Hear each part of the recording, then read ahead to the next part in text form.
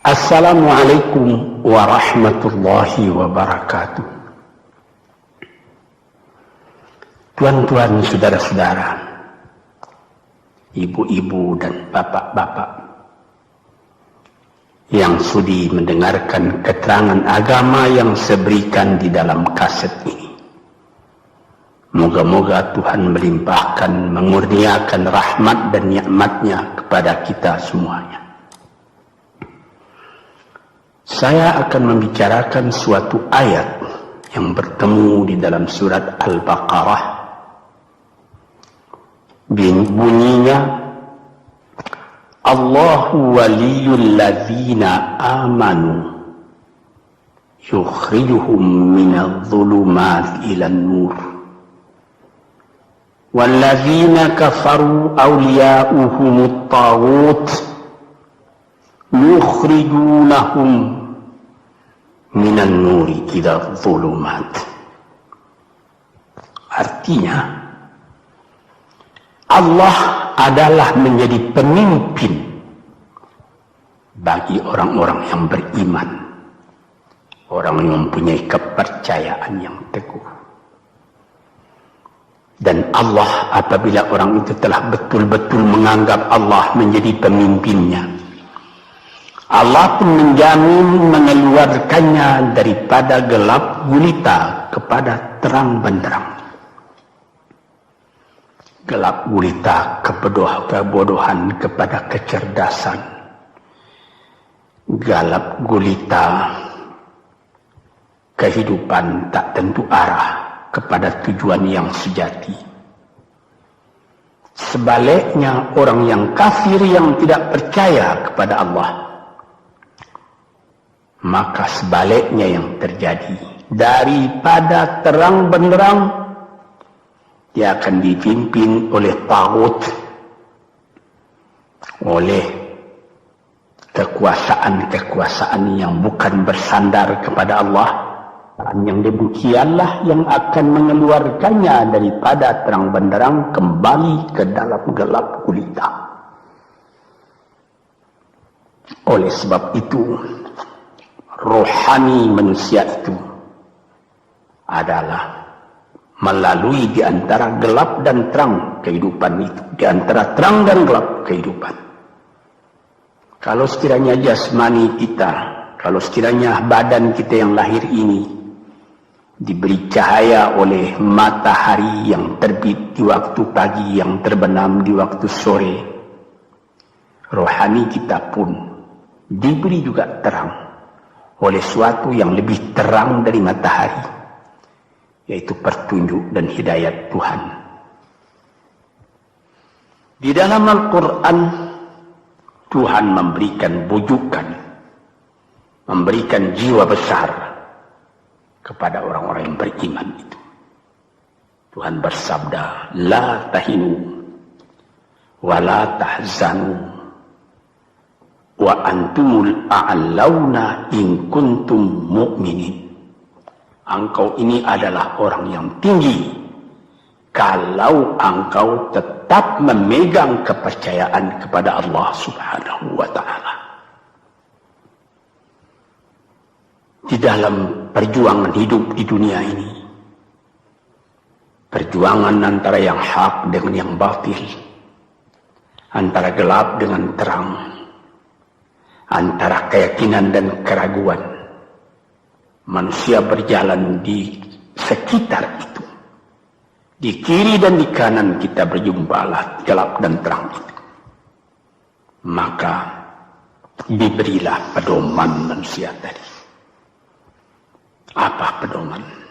Walaupun bagaimana hebatnya, geloranya, tofannya, alim bubunya, ombaknya dan gelombangnya kehidupan itu, manusia mesti teguh berpegang kepada iman.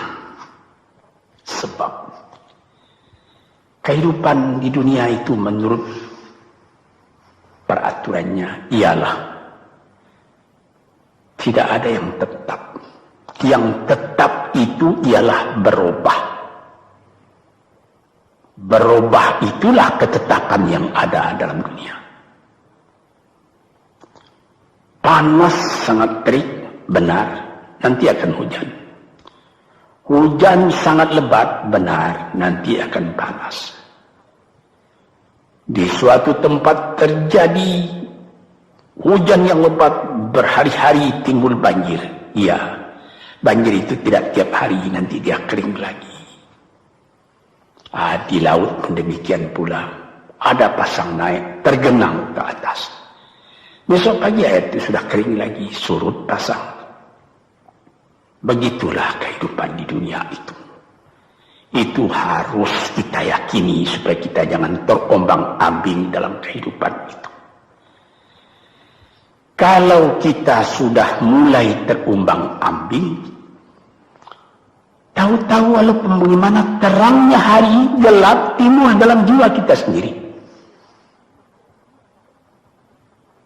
Walaupun panas terik, kita berhujan. Hujan oleh keringat kita sendiri. Jadi yang penting di sini menjaga hati itu. Sampai Rasulullah Nabi kita Muhammad SAW, inna fil jasadi mudghatan, di dalam tubuh manusia itu ada suatu bekuan darah. Idza salahat salahal jasadu kulluhu wa idza fasadat fasadal jasadu kulluhu. Kalau ini segumpal daging baik, seluruh badan jadi baik. Kalau dia rusak, seluruh badan jadi rusak. Apakah itu? Hati. Hati. Kendali terletak dalam hati kita. Hati artinya penuh. Bukan saja berarti pada daging, tapi pada hati dari hati, isi dari hati, atau juga akal kita. Sebab itu, maka kalau satu waktu saya pernah mengajarkan doa yang mengandung 8 sifat-sifat lemah menghilangkan kemerdekaan manusia, hari ini saya pun akan mengajarkan doa yang diajarkan juga oleh Nabi. Bagaimana menjaga hati tadi. Di situ dalam doa itu ada tersebut 4 perkara. Apa tersebut? Allahumma inni a'udzubika min qalbin la yakhsha'u wa min ilmin la yanfa'u wa min nafsin la tashba'u wa min du'a illa yusma'u. Jadi 4 perkara. Yang pertama, Allahumma inni a'udzubika min qalbin la yakhsha. Aku sangat berlindung kepada Engkau ya Allah, janganlah sampai terjadi hati saya itu tidak khusyuk lagi. Ini bahaya ini. Mulai bahaya, mengancam kepada manusia. Kalau hatinya tidak khusyuk lagi, hati khusyuk yaitu hati itu tentu jelas tujuannya kepada Allah. Allah menjadi pegangannya. Allah menjadi bentengnya. Allah menjadi ingatannya. Allah menjadi tujuannya. Dan kepada Allah dia kalau sembahyang menghadapkan diri, menghadapkan hati, maka permohonan kita yang pertama kepada Tuhan, ya Tuhanku, janganlah sampai hati saya ini tidak khusyuk lagi. Sebagai orang Islam, kita sembahyang 5 waktu. Di dalam Al-Quran dikatakan sembahyang itu ialah khusyuk, terpadu ingatan kepada Tuhan. Tapi kalau kita sudah, hati itu sudah mulai ditumbuhi penyakit, walaupun sembahyang, mulai sejak Allahu Akbar, pikiran sudah menjalar kepada yang lain. Piutang belum menerima, utang belum terbayar, makanan belum masak, macam-macam lah yang teringat. Padahal kita dalam sembahyang. Ini apa arti sembahyang tadi lagi? Ini sudah mulai berbahaya ini. Banyak orang yang tidak meninggalkan sembahyang, tapi tidak ada bekas dari sembahyang itu kepada kehidupannya. Di dalam sembahyang kita baca inna salati wa nusuki wa mahyaya wa mamati lillahi rabbil alamin. Sesungguhnya sembahyangku dan ibadatku dan hidupku dan matiku sama sekali terserah kepada Allah. Ini dirasakan dalam hati, bukan cuma disebut di dalam mulut. Sebagaimana dikatakan, bukan jadi lip service sebagai seput tangan penggosok-gosok mulut, bukan begitu. Yang dari hati. Kalau sudah dari hati yang khusyuk, ini berbekas kepada kehidupan. Aku tak takut menghadapi segala keadaan dalam hidup, sebab hatiku bertali dengan Tuhan. Dari Tuhan aku datang, kepada Tuhan aku akan kembali. Ini namanya hati yang khusyuk. Tapi kalau sekiranya bacaan tetap fasih, tapi tidak ada lagi dari hati, melainkan rutin saja. Mayang 5 waktu sehari semalam, tapi tidak merubah kepada perangai, tandanya sembahyang tadi tidak khusyuk. Ini yang pertama kita minta kepada Tuhan. Janganlah sampai kita mempunyai hati yang tidak khusyuk, hati yang tidak teringat kepada Allah. Kalau hati tidak ingat lagi kepada Allah, maka segala pekerjaan yang terlarang sudah ringan saja kita mengerjakan. Menipu, berdusta, membujuk orang lain mengerjakan perbuatan yang salah, mencela, memaki, itu karena tidak ingat kepada Allah, cuma ingat kepada diri sendiri saja. Ini yang pertama. Yang kedua dikatakan, wa min ilmin la yanfa', dan aku berlindung kepada Engkau ya Allah daripada ilmu yang tidak memberi manfaat. Padahal disebutkan oleh ahli-ahli, ilmu yang memberi manfaat itu membawa manusia kepada iman. Al-ilmu yad'u ilal iman, ilmu itu membawa manusia kepada iman. Sekarang sudah ilmu banyak, tapi tidak membawa kepada iman, melainkan membawa kepada celaka. Sudah maju kepandaian orang, ilmu, pengetahuan orang, teknologi orang, sains orang, knowledge orang, dan segala macamnya. Tapi tidak ada manfaatnya kepada manusia. Cuma bahaya karena ilmu tadi yang datang kepada manusia. Sebagaimana ilmu manusia di abad ke-20 yang sangat penting, yaitu tentang tenaga atom. Maka timbullah bom atom, bom hidrogen, nuklir, sehingga manusia diancam sekarang ini oleh bahaya atom itu di mana-mana. Apabila kita lihat di televisi bagaimana mengadakan demonstrasi di Australia, di Jerman Barat, di tempat-tempat yang lain, melihat bagaimana bahaya atom itu kalau terjadi perang dunia yang ketiga. Ya Rabbi ya Karim, bom atom yang jatuh di Hiroshima itu belum ada artinya dibandingkan dengan bom yang sekarang, yang sedang disimpan oleh kerajaan-kerajaan, oleh negara-negara besar untuk menghancurkan. Ini ilmu ini. Tetapi ilmu yang membawa bahaya, bukan saja tidak memberi manfaat, bahkan memberi bahaya. Di sini terasa oleh kita bahwa ilmu yang ada itu pun mesti dikembalikan atau dikendalikan oleh iman. Kalau tidak, maka nyawa manusia ini akan dipandang sebagai sampah saja. Dijatuhkan satu bom hidrogen ke dalam kota Jakarta ini, na'udzubillahi min dzalik, umpamanya dimasukkan ke kota Jakarta ini satu bom hidrogen saja, itu sudah habis penduduk Jakarta yang lebih dari 5 juta ini. La haula wala quwata illa billah. Ini minta kepada Tuhan, ya Allah, majulah ilmu manusia, majulah teknologi manusia, tetapi jangan hendaknya kemajuan itu membawa kepada bahaya. Jangan ilmu pengetahuan itu membawa kepada yang tidak memberi manfaat. Nah, ini doa yang kedua kepada Allah Tuhan sarwa sekalian alam.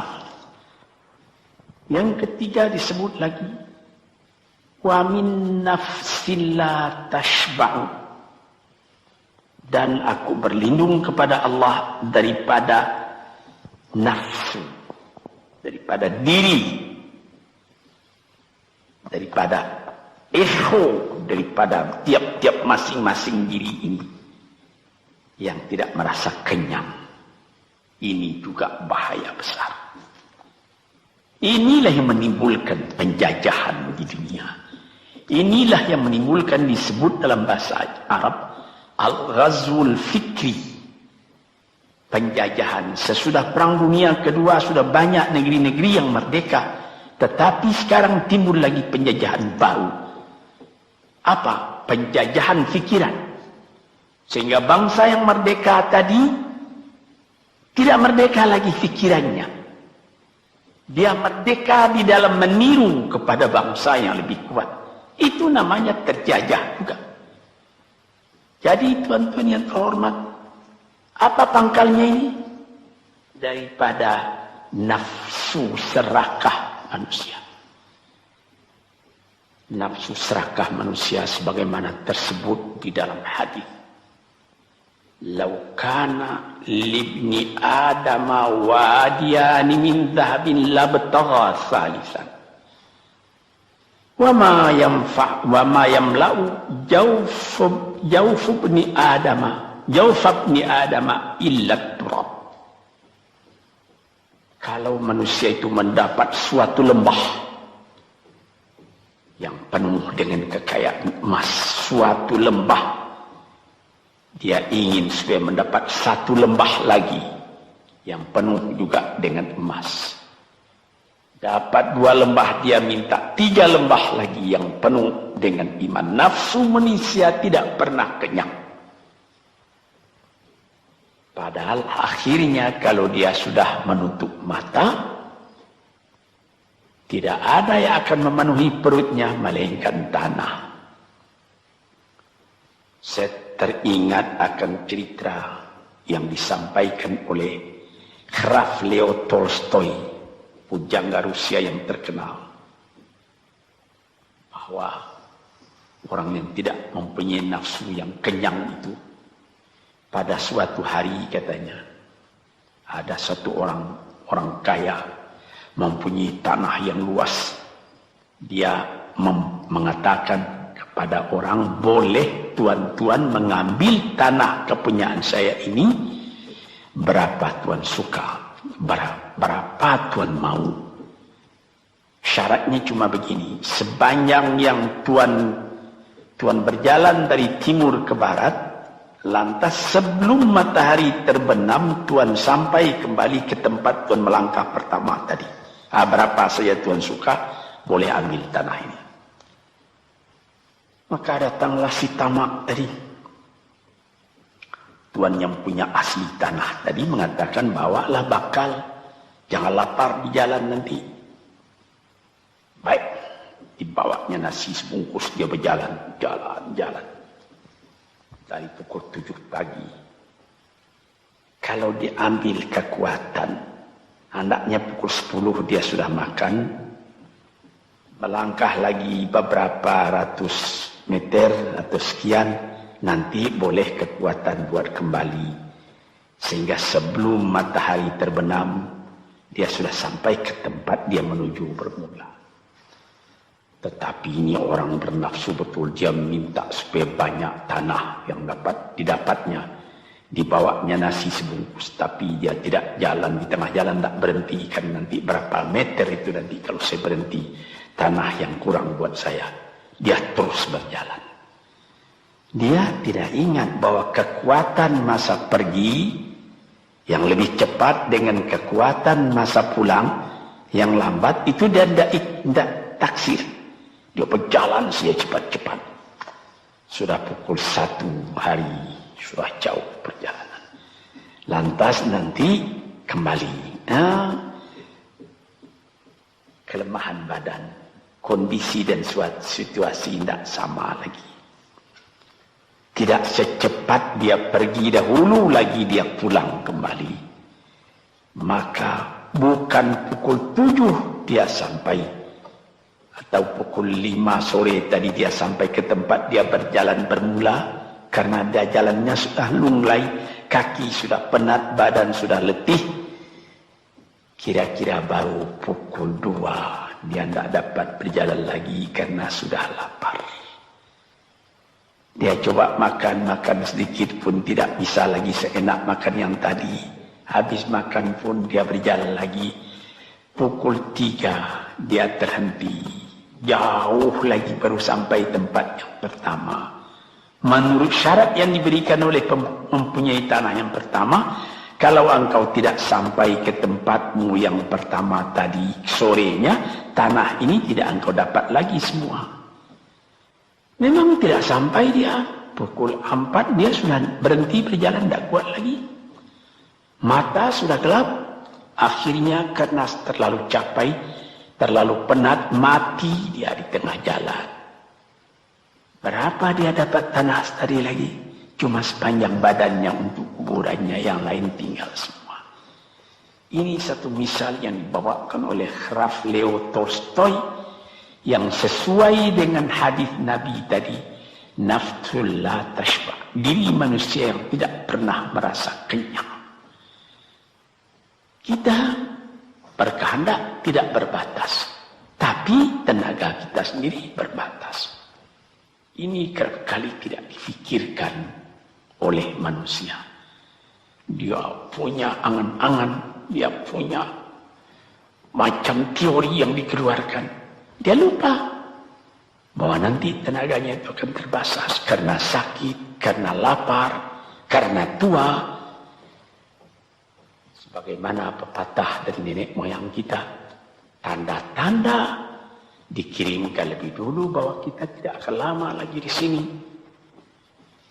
Apa? Rambut, gigi, mata sudah mulai kabur. Uban sudah mulai bertabur. Gigi sudah mulai gugur. Kulit sudah mulai kendur. Kalau mata sudah kabur, uban sudah bertabur, gigi sudah gugur, kulit sudah kendur, sudah 4 perkara. Yang kelima ialah pintu kubur. Nah, ini kerap kali manusia lupa yang demikian. Sebab itu dikatakan, ya Tuhanku, janganlah sampai aku ditumbuhi oleh penyakit nafsu yang tidak mau kenyang-kenyang itu.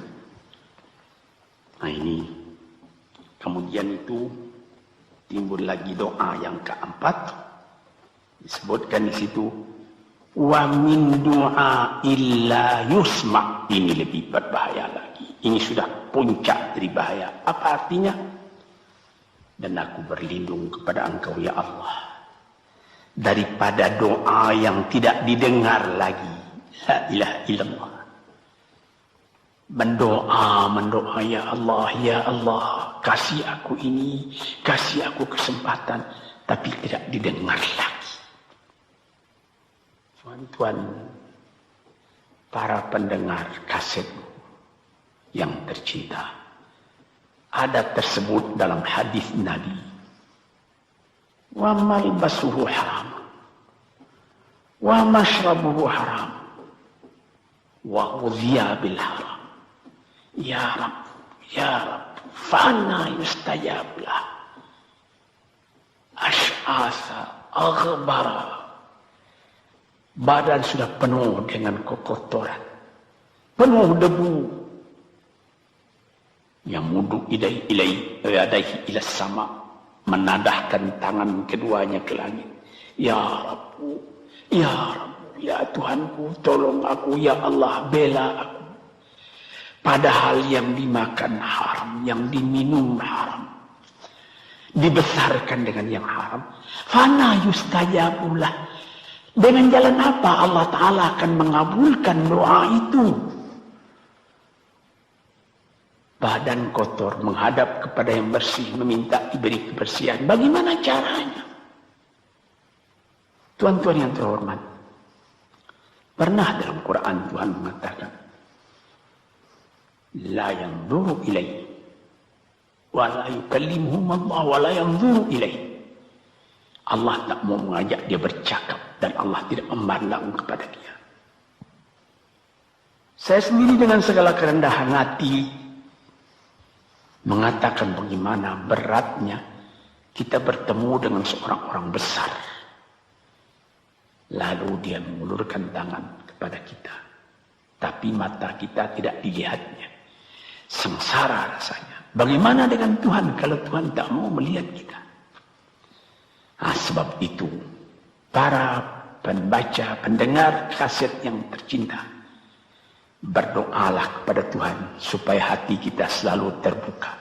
Jangan sampai kita mempunyai hati yang tidak khusyuk, ilmu yang tidak memberi manfaat, jiwa yang tidak pernah kenyang, dan doa yang tidak didengar. Ya Allah, dengarkan doa kami dan tunjukkan kepada kami jalan yang benar dan beri kami terang dalam kehidupan ini. Yang keempat ialah wa min du'ail la yusma. Dan aku berlindung kepada Engkau ya Allah, jangan sampai doaku tidak terdengar, tidak didengar oleh Tuhan. Sebagaimana kita tahu, doa itu adalah mukhul ibadah, tulang sumsum daripada ibadat kita sendiri kepada Tuhan. Segala perbuatan kita patrikan dengan doa, dengan harapan mudah-mudahan diizinkan oleh Allah. Disampaikan maksud kita, macam-macam yang kita minta kepada Tuhan. Tapi kalau doa itu sudah tak diperdulikan lagi oleh Tuhan, apa celaka kita, apa daya kita, apa upaya kita? Di sini kita melihat apa sebab maka doa tidak didengar oleh Tuhan, tidak diperkenankan oleh Tuhan. Tentu saja bukan dari salah Tuhan, melainkan dari salah kita sendiri. Di dalam Al-Quran dikatakan, Iyyaka na'budu wa iyyaka nasta'in. Al-Fatihah tersebut, kepada Engkaulah kami menyembah, ya Allah, dan kepada Engkau kami minta tolong. Tapi dengan tidak sadar, kerap kali kita berbuat terbalik. Iyyaka nasta'in wa iyyaka na'budu, kepada Engkau kami minta tolong, lalu kepada Engkau kami menyembah. Minta tolong dulu baru menyembah. Minta tolong banyak-banyak tapi terima kasih tidak ada. Tentu saja tidak didengar oleh Tuhan. Di dalam satu hadis tersebut, Asy'asa al-Rabbara yamuddu yadaihi ila samai ya Rabbu ya Rabbu, wa mat'amuhu haram wa mashrabuhu haram wa malbasuhu haram wa ghudhiya bil haram fa anna yustajabu lah. Badan sudah kotor, sudah berkerumut, kesusahan, kegelisahan kehidupan terbayang kepada tubuh sendiri. Lalu menadahkan tangan ke langit meminta kepada Allah, ya Tuhanku, ya Tuhanku. Bagaimana Tuhan bisa mengabulkan? Dengan pikiran yang kotor engkau menghadap kepada Tuhan. Kalau tidak terkabul, jangan Tuhan yang disalahi. Hatimu sendirilah salah. Apa yang kau perbuat dalam kehidupan ini? Di mana terdesak engkau ingat kepada Tuhan. Di zaman kesenangan engkau lupakan Tuhan. Di dalam mendapat percobaan engkau merengek mengadu kepada Tuhan. Jiwa yang seperti ini janganlah sampai timbul pada diri kita sendiri. Saya sudah mengalami apabila saya berhadapan-hadapan dengan orang besar, saya ingin dia menghadapkan matanya kepada saya.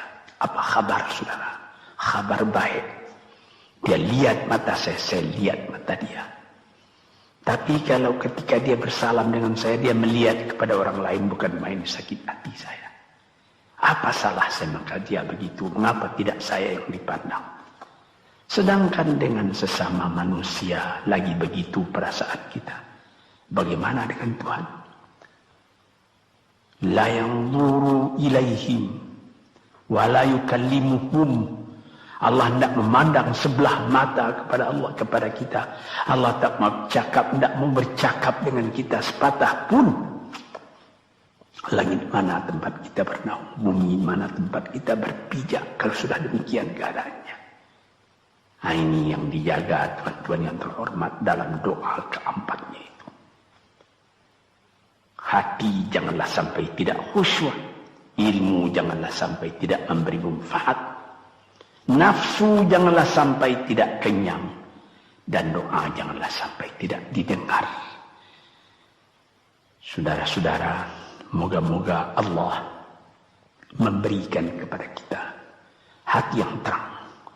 Sebagaimana ayat yang mula-mula saya sebut tadi, Allahu waliyul ladzina amanu yukhrijuhum minadh-dhulumati ilan nur. Allah lah jadi pemimpin bagi orang yang beriman, sehingga dari gelap gulita dibawa dia oleh Tuhan kepada terang benderang.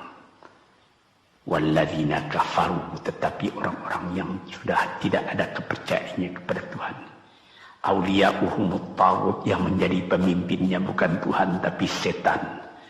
Dia akan membawa orang itu daripada terang benderang ke dalam gelap gulita. Kita jadi meraba-raba dalam gelap kehidupan.